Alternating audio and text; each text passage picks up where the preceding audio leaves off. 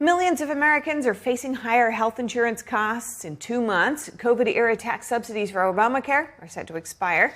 Lawmakers are weighing how to address the higher premiums, and President Trump is proposing Trumpcare.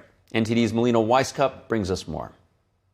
With a freshly reopened government, lawmakers have 2 months to find a path forward on health care. President Trump says he's committed to addressing the issue.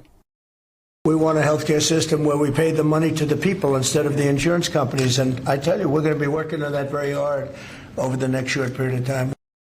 COVID-era tax subsidies, which made Obamacare more affordable, will expire on January 1st.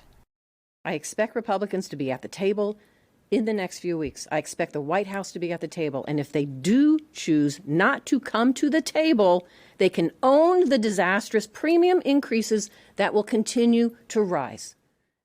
Senators are expected to vote on an Obamacare extension in December. Bipartisan negotiations are underway. We have senators, both Democrat and Republican, who are eager to get to work to address that crisis in a bipartisan way. These senators are not interested in political games. They're interested in finding real ways to address health care costs for American families. While talks look more promising in the Senate, the House shows a stark contrast between the parties. I'm not going to guarantee a vote on ACA unreformed COVID-era subsidies that is just a boondoggle to insurance companies and robs the taxpayer. We got a lot of work to do on that.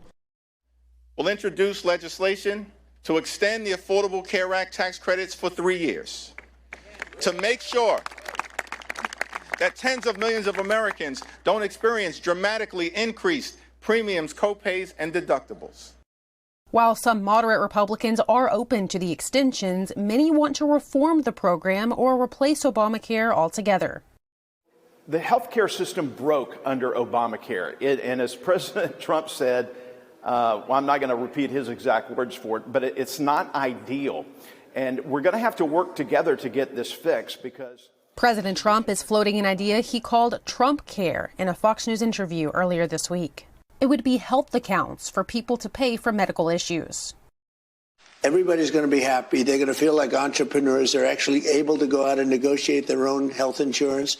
And they can use it only for that reason. That's the beauty, only for that purpose. And if we did that, that would be so exciting. Call it Trumpcare, call it whatever you want to call it. But Republicans have not yet unveiled concrete legislation. CMS Administrator Mohammed Oz said, "We have lots of great ideas, but I don't want to show our cards."